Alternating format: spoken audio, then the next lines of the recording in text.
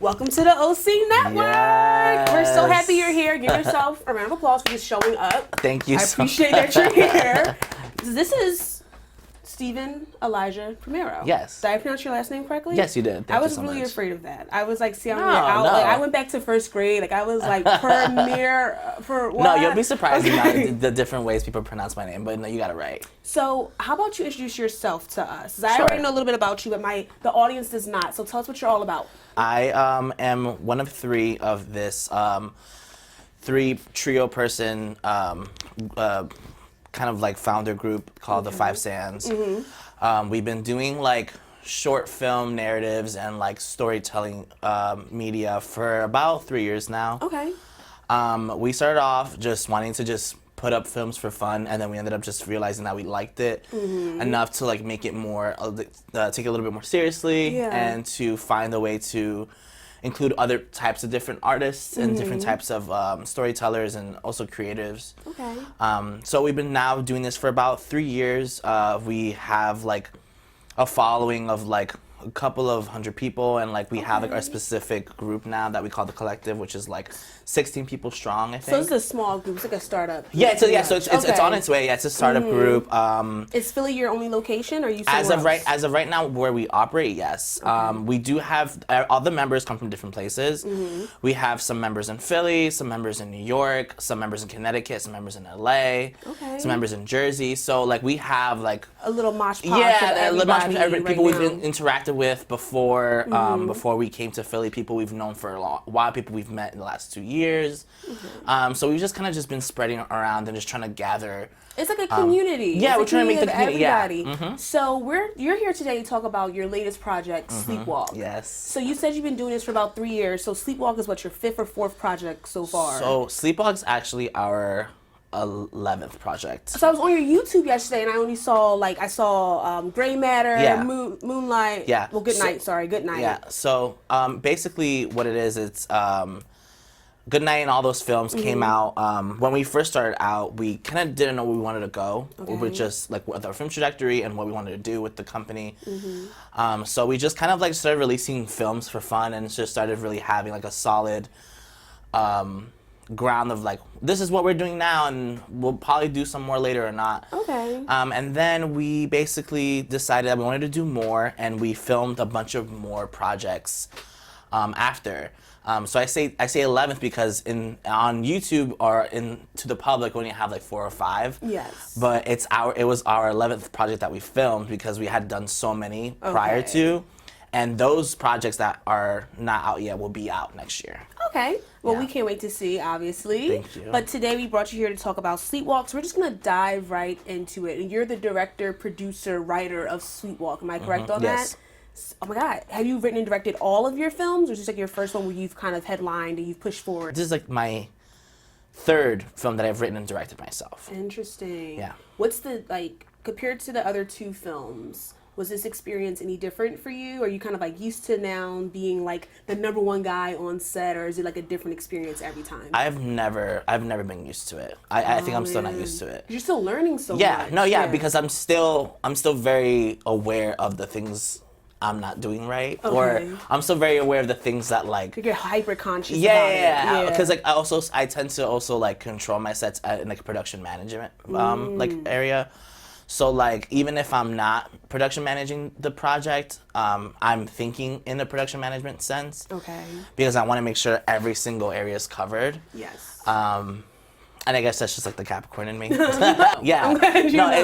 I mean, I've always been very like based in like making sure everything's covered and making sure everything has been confirmed, and I'm just big organizational like blob. There's nothing wrong with that. Yeah. Someone needs to be organized because not everyone else is going to be. Yeah, but I'm still not used to, even when I'm like directing, I'm still not used to it. Used to it? Yeah, writing I've been a little bit used to it because I've been writing for, I'm gonna say like about maybe I think I've been writing for about 12 years now. If you don't mind me asking, how old are you? I'm 23. I had to think So about for that. half of your Yeah. existence, you've been writing. I've been writing for a while, Are you yeah. a writer first, director second? Like, where's your passion lie on? I think I'm a creator first. I think like because I feel like most of my writing doesn't come for the act of writing something. It comes for the fact that I want to create something, whether if it's like something from theater or whether if it's like film. Like I want to create an experience for the viewer or for the audience member, wherever that capacity or medium of art may be. So because I even have had experience in writing, not only like just like film and theater, but like also just like writing for like experimental theater or like just like cultural experiences. Like I've kind of written in those capacities. So like I'm used to more being a writer, and I guess I can say I am a writer first. But there's like so much more to like just plain writing. I don't know. I've always seen like just labeling writing such a weird thing for me. It's just too vague of a like expression. I feel like it doesn't cover everything that goes into what the process of creating something is. No, that's really deep. Well, so you wrote SleepWalk. Yes. Can I ask you about the title? Where did the title for SleepWalk come from? So when I think of SleepWalk, I think of like obviously sleepwalking, like I'm walking around, I'm asleep, almost like I'm not even there in reality. You know, so where did the title come from? So SleepWalk came from, Sleep was actually a song that a good friend of mine introduced me to years ago, because it was a song that they like listened to, because I guess like a parent or like a grandparent that had passed away or someone close to them, it was their favorite song, so they listened to it a lot. And it was during the time, I think when I was in college, where this person would play the song a lot around when I was like with them. So I always kind of just heard it in the back of my head, but I never paid attention to it. And then during the time when I was coming up with the concept of SleepWalk for the film, I kept hearing that song in the back of my head when I was thinking about the story. So that just came naturally. So it really guided your creative process. Yeah, definitely. So I watched the film yesterday. So I'm the only person that's seen it thus far, aside from the editor and the sound engineer. I feel like I'm a part of a really like elitist club right now. I'm like, am I a rich white woman right now? Oh my God, just what it feels like. Even better. I'm just like an average black girl right now. So I saw it. I watched it about 3 times yesterday. I noticed the 2 characters are both male. So when you were coming up, when you were writing this story, did you always see it as a homosexual relationship? Do you even consider it a homosexual relationship, or is it just something that kind of happens? Like So 2 people who just like each other. Okay. So I think that's definitely where we were. I think when we thought of the relationship, because I did work on the concept and the story with other people, and so when we were thinking about what the relationship was, we just kind of felt like whoever gets cast for this gets cast, and whatever that relationship ends up becoming is whatever it ends up becoming. The fact that it turned out to be 2 men was a little bit ironic. Okay. Because SleepWalk, I guess the concept of SleepWalk is based on, it's a loose adaptation of the things I've experienced or the encounters I've had in my life. So the fact that it just ironically kind of led to become a homosexual relationship was very surprising, and also just very like, okay, I guess this is meant to be. So what was the casting process like for you? So I just had him read a couple of sides from the film, and I talked to them about like who they thought they were and how they connected with the piece. Okay. Because the piece itself dives into a lot of different themes and concepts, and so I presented those themes and presented those outlooks and how they related to it. And I got to really know the person, because I feel like for me, I don't work the best if I don't know who I'm working with. Okay. So I kind of really delve into those, to the actual people who play the characters, and then from there, I was able to kind of make a decision. So this was like an intimate process. Oh yeah, definitely. What was it like when the 2 actors found out they would be playing opposite men? Like, was there any friction there, or were they really open-minded about it? They were really good about it? Yeah, they were really good about it. Okay. I think what was great was that because of the fact that even in the script there was no real confirmation of, you know, what was the gender of these people, or even like what the relationship was like. It was surprising to be like, oh, okay, so the other character is a male. But it was like, okay, cool. If this is where the story is supposed to go, this is where the story is supposed to go, and they were very, very, very great about it. Yeah. The actors Daniel Burgess and Jackson Britt were such wonderful to just take something so personal and something so delicate and really brought it to a place that was real and also relatable. I think they did such a good job from watching it.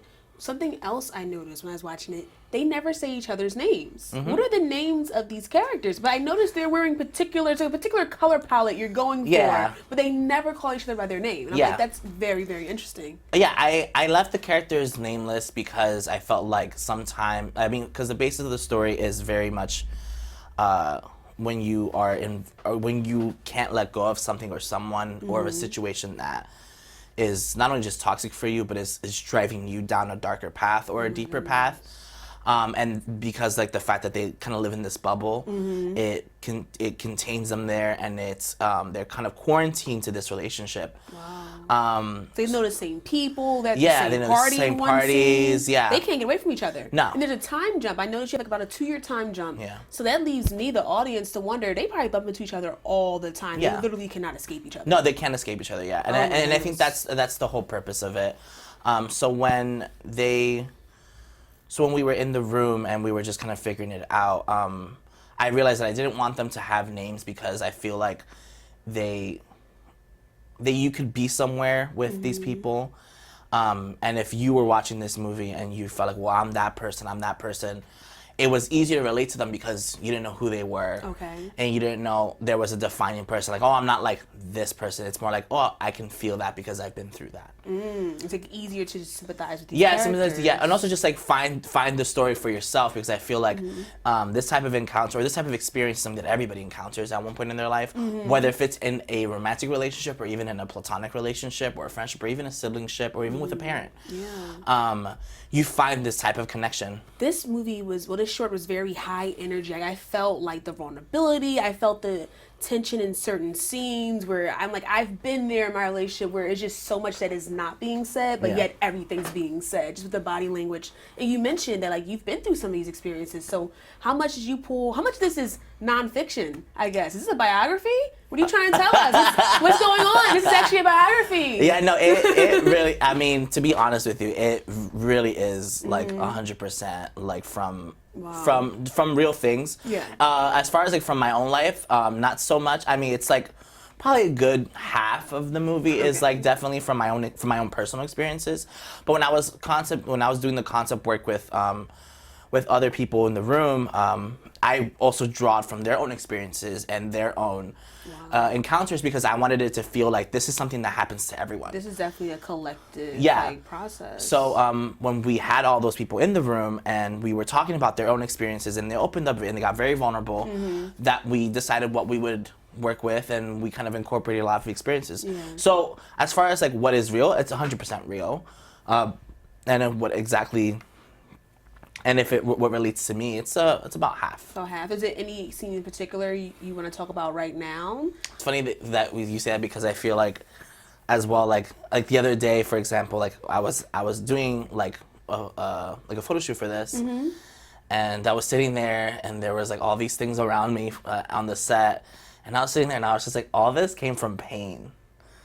Like, all of this originated just from, like, we're here, we're all here because of pain. Like, my feelings were hurt. Yeah. We are here We right are here now. because of pain. We are here because I felt like I needed to address something in a different way. So do you have any advice for us about toxic relationships? Because this is an interesting dynamic in this film. Yeah. Like, I would call it toxic. I would even call it borderline abusive to an extent. Definitely emotionally. I mean, but isn't every relationship a tad bit abusive? Like, I'm the abuser. So. I don't. For me, no. I've like, never been abused. but that's the real question. Is like, isn't every relationship a tad bit abusive? Isn't there toxicity in almost everything we find in touch and love? And I think that's a normal thing sometimes to find it. It's also a normal thing to improve it and grow from it. Yeah. And it's also now become the norm to indulge in it. And I feel like because of the fact that, like, even pertaining to the movie, like, these characters, these people are, they're invested in something that is almost intangible. Interesting. They're invested in this idea, they're invested in this hope or even this dream of, like, are we gonna find who we are, or are we going to get to where we want to be together, or are we gonna find that separately? I want to talk a little bit about the production of it. So this is only about a 22-minute short. Did you have to cut anything out? Was the original length going to be 22 minutes. Do you think this has the possibility to be a feature, maybe, or even a web series? I think there was I don't think there was a lot of things cut out. I think like everything that was cut out is still being used in some way or another. Okay. There's a specific scene that was cut out of the original script that is actually now being put up as a play. Okay. And let's go into the play. So you went from director of a movie to playwright overnight. Yeah. What is that process like? Is the writing different at all? It can be. It can be. It is also like when it comes to like playwriting. I for me at least, it ends up becoming less about what you're seeing, and then becomes more about like how you're emotionally moving through it, and what you're saying, what you're not saying, what you're choosing not to say. Is this your first play you've written? No, so I've actually been playwriting earlier than than screenwriting. Yeah. So your passion's writing. Your passion. Yeah, writing. It's writing. It's writing. He gave us the creative answer like 10 minutes ago. It's writing. And my purpose is I'm a creator. I'm like. Well, it's because for me, like I see. I feel like there's so much more to the process of writing that it's just like, writing, you know? Like, I feel like there's such a, when you're writing, like, anything, I feel like there is this creative, like, sacrifice that you make to the piece, and there's this, like, spirit that you give it, and this soul and this voice that, and its own body and its own movement, and for that, for me, I feel like it's like a ceremonial situation, and especially when you see it then come to life, or you see people read it, or it comes off someone's lips, like the words you've written or the things you've imagined for so long. It's a different experience. Oh my god! Like, you're giving me chills. I love to hear people sound passionate. Yeah, you sound passionate. I love it. I really do. I'm getting goosebumps. Yeah, I really love it. I mean, I've been doing it. I've been writing plays earlier than I've been writing films. I've been writing plays since I was 11, and I did it for like most of my high school career, and then it wasn't until college when I started film writing. I can't wait to see it. Thank you. Thank you so much for coming to chat with me today on the OC Network. Yes. Again, we have Stephen Elijah Primero here. He is the writer, director, producer of SleepWalk. And we can't wait to see it. When are you dropping it? We never even discussed that. When will it be released? Where can they find it? Oh my goodness. So for right now, it's going to be up on our YouTube channel and our website, TheFiveSands.com, on December 13th. Okay. This is a holiday picture. This is family friendly. It's a Christmas film. It's a Christmas film the whole time. It's a Christmas Watch film. it on Christmas. Yeah. Yeah. There's like Christmassy vibes for it. Definitely some Christmas. Yeah, there's like a Santa hat somewhere. Somewhere in there is Santa. There's some lights. Right. There's some trees.